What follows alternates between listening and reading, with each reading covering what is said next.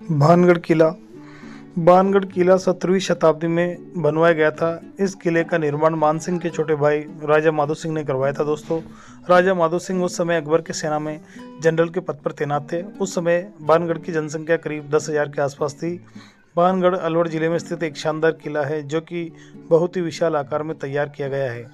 चारों तरफ से पहाड़ों से घिरे हुए इस किले में बेहतरीन शिल्प कलाओं का प्रयोग किया गया है। दोस्तों, इसके अलावा इस किले में भगवान शंकर हनुमान जी महाराज के बहुत ही बेहतरीन और अति प्राचीन मंदिर विद्यमान हैं। इस किले में कुछ 5 दरवाजे हैं और साथ साथ एक मुख्य दीवार भी है। इस किले में दृढ़ और मजबूत पत्थरों का प्रयोग किया गया है जो अति प्राचीन काल से अपने यथास्थिति में पड़े हुए हैं। दोस्तों, फिलहाल इस किले के बारे में बात करते हैं तो इसकी देखरेख भारत सरकार के द्वारा की जाती है और किले के चारों तरफ भारतीय पुरातत्व सर्वेक्षण की टीम मौजूद रहती है। राजस्थान के अलवर जिले में अरावली पहाड़ियों के बीच सरिस्का अभयारण्य की सीमा पर मौजूद है भानगढ़ का दुर्ग। यह किला अपने भूतिया चर्चाओं व घटनाओं के लेकर पूरे देश में प्रसिद्ध है।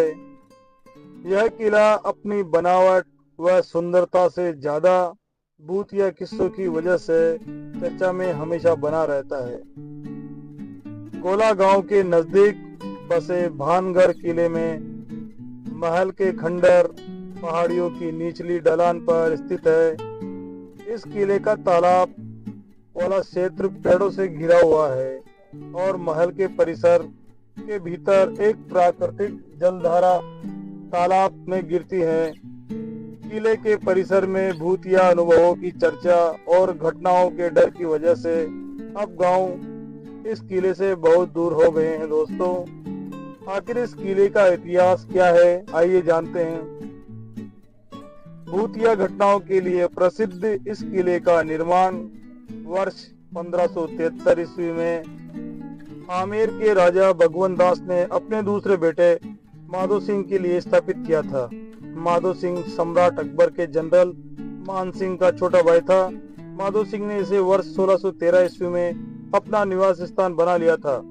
माधो सिंह के बाद उसके पुत्र छत्र सिंह ने यहाँ के शासन व्यवस्था को अपने नियंत्रण में ले लिया और शासन करने लगा था। वर्ष 1722 ईस्वी में इसी वंश के हरि सिंह ने यहाँ के शासन की गद्दी संभाली, जिसके साथ ही भानगढ़ की चमक धीरे धीरे कम होने लगी।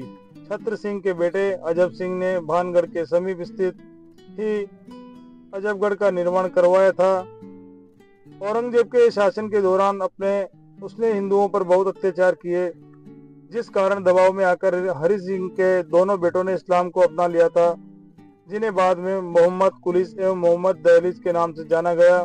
इन दोनों भाइयों के मुसलमान बनने औरंगजेब की शासन पर पकड़ढीली होने पर जयपुर के महाराजा सवाई जय सिंह ने इन्हें मारकर 1720 ईस्वी में भानगढ़ पर कब्जा कर लिया। बाद में यहाँ पर धीरे धीरे जनसंख्या कम होने लगी।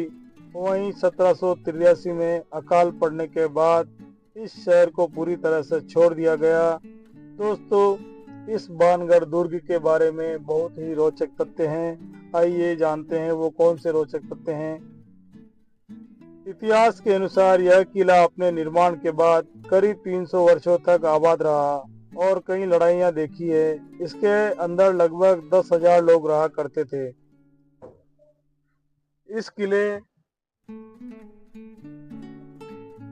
से जुड़ी एक प्रचलित कहानी के अनुसार इस किले की एक राजकुमारी रत्नावती पर एक तांत्रिक सिंधु सेवड़ा का दिल आ गया था और उसने राजकुमारी को हासिल करने के लिए तंत्र मंत्र का सहारा लिया, जिसका राजकुमारी को पता चल गया और उस तांत्रिक को इसके लिए मृत्यु की सजा दी गई। परंतु तांत्रिक ने मरने से पहले इस किले के लोगों को श्राप दिया, जिसके कारण ये किला और इसमें रहने वाले सभी लोग श्रापित हो गए। इसी कहानी के अनुसार तांत्रिक की मृत्यु के बाद अजबगढ़ और भानगढ़ में घनघोर युद्ध हुआ तथा किले में रहने वाले सभी लोग और राजकुमारी रत्नावती मारे गए।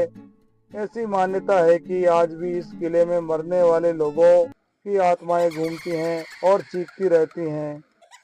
भानगढ़ किले के अंदर आसपास रहने वाले लोगों व तांत्रिकों द्वारा भूत प्रेत जैसी घटनाएं देखे जाने के दावों के बाद भारत सरकार ने सूरज ढलने के बाद इस किले और आसपास के क्षेत्रों में लोगों का प्रवेश वर्जित रखा गया है। दोस्तों, भानगढ़ किले के इस रहस्य को समझने के लिए कई बार वैज्ञानिक, पैरानॉर्मल एक्सपर्ट, बुद्धिजीवियों ने यहाँ पर बहुत खोजबीन करने के बाद इसके रहस्य से पर्दा नहीं उठा सके।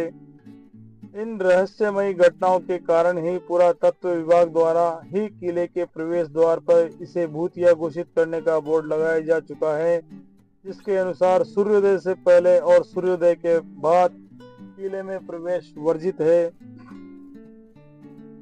यहाँ आसपास रहने वाले लोगों का दावा है कि आज भी रातों में किले में किसी के रोने और चिल्लाने की तेज आवाजें सुनाई देती हैं। इस किले की प्रमुख संरचनाओं में इसके प्रसिद्ध मंदिर सम्मिलित हैं, जिनमें भगवान सोमेश्वर मंदिर, गोपीनाथ मंदिर, मंगला देवी मंदिर और केशवराय मंदिर प्रमुख हैं। भानगढ़ किले की कारीगरी की भी बहुत तारीफ की जाती है। दोस्तों, इसकी बनावट में मजबूत पत्थरों से लेकर सुंदर शिल्पकलाएं, पत्थरों पर हाथों की कारीगरी साफ दिखाई देती हैं। दोस्तों, इस किले के बारे में इतनी डरावनी व प्रचलित कहानियां होने के कारण प्रतिदिन हजारों पर्यटक देश और विदेश से यहाँ इस किले का लुत्फ और उठाने के लिए, मनोरंजन के लिए, इसकी जानकारी हासिल करने के लिए यहाँ घूमने आते हैं। यहाँ तक कि इसे कई बड़े टीवी चैनल इस डरावनी जगह से संबंधित सीरियल, मूवीज और टेली सीरीज भी बना चुके हैं। दोस्तों, इस किले के बारे में एक कहानी और है। दोस्तों, भानगढ़ का किला शापित है। इसे गुरु बालूनाथ नाम के साधु ने श्राप दिया था। मान्यता है कि जब इस किले का निर्माण होना शुरू हुआ तब एक साधु महाराज वहां पर अध्यान लगाकर बैठे थे। राजा ने उनसे अनुरोध किया कि वह यहाँ किला बनवाना चाहते हैं।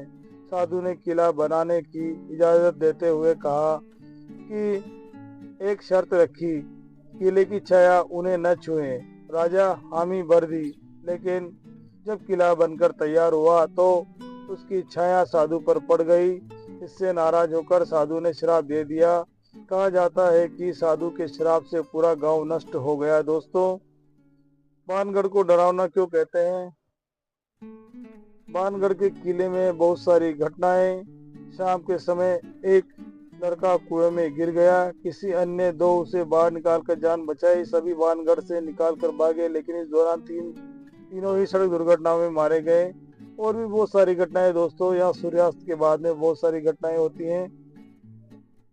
भानगढ़ का यह दुर्ग आज खंडरों में तब्दील हो चुका है।